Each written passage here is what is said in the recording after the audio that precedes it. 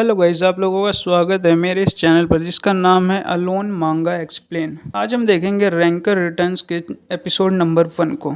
कहानी की शुरुआत में हम देखते हैं कि हमारा जो एमसी है वो स्कॉर्पियन किंग के साथ फाइट कर रहा होता है और हमारे एमसी का नाम कैंग है। कैंग स्कॉर्पियन किंग के हर एक हमले से बचते हुए उस पर अपनी स्वॉर्ड से काफ़ी खतरनाक सा अटैक करता है और उसके एक ही अटैक से स्कॉर्पियन किंग मारा जाता है।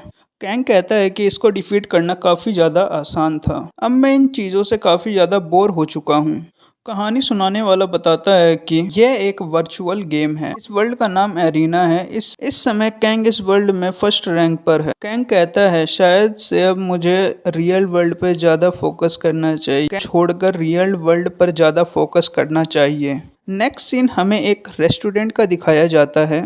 हम देखते हैं कि कोई कहता है कि क्या तुम सही में अपने एरिना अकाउंट को डिलीट कर रहे हो। इस लड़के का नाम योंगचैन होता है। योंगचैन ये सारी बातें कैंग से कह रहा होता है। कैंग अपने फ्रेंड से कहता है कि तुम्हें इतना सरप्राइज होने की ज़रूरत नहीं है, अब मुझे रियल वर्ल्ड में ज़्यादा फोकस करना चाहिए। योंगचैन कैंग पर गुस्सा होते हुए कहता है कि सरप्राइज होने की तो बात ही है, तुम अपने फर्स्ट प्लेस को छोड़ रहे हो और तुम अपनी सारी आइटम को सेल भी कर रहे हो, वो भी सिर्फ $10,000 में। कैंग उसकी बात का कोई भी जवाब नहीं देता है। फिर वो वहाँ से जाते हुए कहता है कि मैं अपना डिसीज़न ले चुका हूँ और मैं अपने डिसीज़न पर कभी भी रिग्रेट नहीं करूँगा। गेम जो है वो सिर्फ एक फ़न के लिए ही होता है, उससे हम मनी अर्न नहीं कर सकते। योंगचैन कैंग की सारी बातें सुनकर कहता है कि अब तुम क्या करने वाले हो। कैंग कहता है कि अब मैं मिलिट्री को सर्विस देने के लिए जा रहा हूँ। मिलिट्री से आने के बाद अपने फादर के साथ उनके बिजनेस में वो संभालने में मदद करूँगा। तुम मेरी चिंता मत करो, मैं काफ़ी ज़्यादा रिच हूँ। कहानी सुनाने वाला बताता है कि साउथ कोरिया में मैंडेटरी है मिलिट्री में जाना। हमें एक वॉइस कहती है कि कई बार हम जो सोचते हैं उसका हमेशा उल्टा हो जाता है हमारी लाइफ में। नेक्स्ट सीन हमें 2 साल के बाद का दिखाया जाता है। एक आदमी जिसने काफ़ी ज़्यादा पी ली थी वो बार बार कह रहा था मुझे वो रेड चाहिए। जिससे वो रेड मांग रहा था वो कैंग था। कैंग अपने हाथों में एक डिब्बी लेकर पूछ रहा था, सर आपको क्या ये चाहिए। टल्ली आदमी कहता है, इडियट तुझे समझ में नहीं आ रहा मुझे क्या चाहिए, तुझे किसने रख लिया इस दुकान पर। कैंग अपने मन में कहता है ये बास्टर्ड मुझे गोब्लिन की तरह लग रहा है। कैंग कहता है सर आपको क्या ये चीज़ चाहिए थी। आदमी कहता है हाँ। कैंग अपने मन में कहता है कि इस बास्टर्ड गोब्लिन ने तो मुझे परेशान ही कर दिया। कैंग बताता है कि वो इस स्टोर पर पार्ट टाइमर है, उसे कुछ पैसों की ज़रूरत है। कैंग कहता है कि जब वो मिलिट्री से वापस आया तो उसे पता चला कि उसके फादर की जो कंस्ट्रक्शन कंपनी है वो बैंकरप्ट हो चुकी है। इस वजह से उसके फादर की काफ़ी ज़्यादा हेल्थ भी ख़राब हो गई और उसे अपने फादर के हॉस्पिटल के बिल भी भरने और अपनी फैमिली को सपोर्ट भी करना है। इस वजह से वो उस स्टोर में काम कर रहा है। तभी उसे योंगचैन का मैसेज आता है। कैंग कहता है काफ़ी लंबा समय हो गया योंगचैन से मिले हुए। योंगचैन मैसेज करता है कि कैंग मुझे तुम्हारी फैमिली की सिचुएशन के बारे में पता है, मैं तुम्हारी फैमिली की सिचुएशन को काफ़ी ज़्यादा बेहतर बना सकता हूँ। कैंग कहता है योंगचैन मैं तुम्हारा थैंकफुल हूँ। योंगचैन कहता है कि मुझे पता है तुम अपने फादर के बिल को भरने के लिए स्टोर में पार्ट टाइमर का काम करते हो, तुम एरिना वर्ल्ड में वापस आ जाओ। एरिना वर्ल्ड काफ़ी ज़्यादा प्रॉफिटेबल है।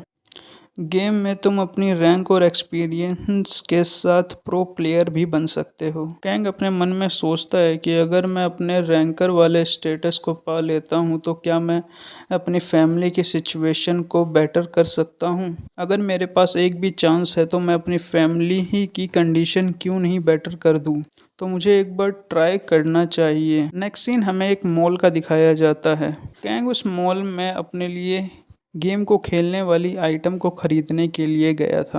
कैंग जब उस आइटम की प्राइस को देखता है तो वो कहता है ये तो मेरी 3 महीने की सैलरी जितनी है, मैंने क्यों अपने गेमिंग अकाउंट को डिलीट किया। मैं अपने फैसले पे काफ़ी ज़्यादा पछता रहा हूँ। उसी समय कैंग के सामने एक लड़का और एक लड़की आते हैं।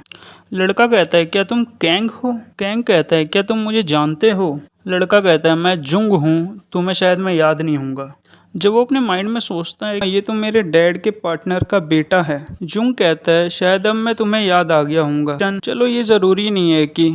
जुंग कहता है चलो ठीक है, मैं इतना ज़्यादा इम्पोर्टेंट हूँ कि तुम लगता है मुझे भूल गए हो। कैंग कहता है क्या कह रहा है ये।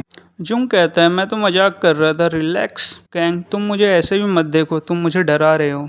कैंग कहता है ठीक है अब मैं यहाँ से जा रहा हूँ।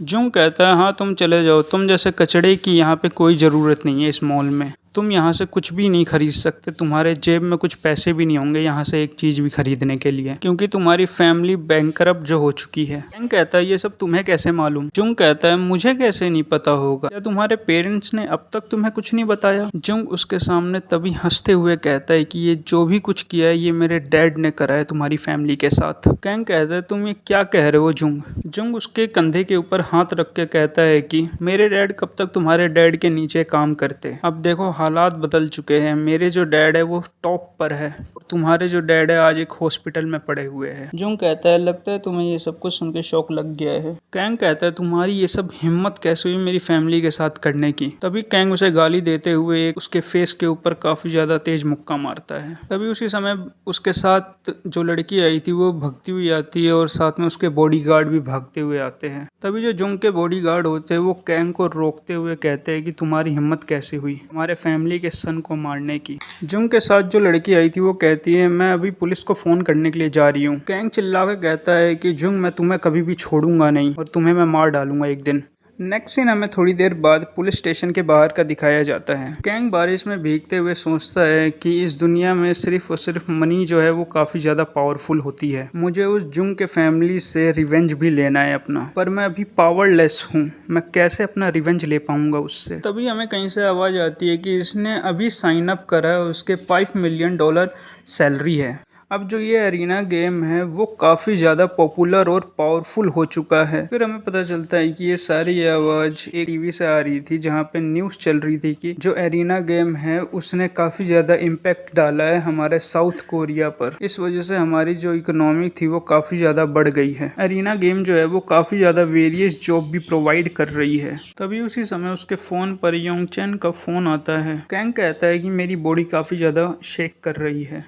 कैंग योंगचन का फ़ोन उठाता है। योंगचन कहता है कैंग सॉरी मैंने तुम्हारा इंतज़ार नहीं किया तुम्हारे मैसेज के आने का और मैंने तुम्हें फ़ोन कर दिया। इस वक्त काफ़ी ज़्यादा कुछ बुरा हो रहा है, क्या तुम मेरी मदद कर सकते हो।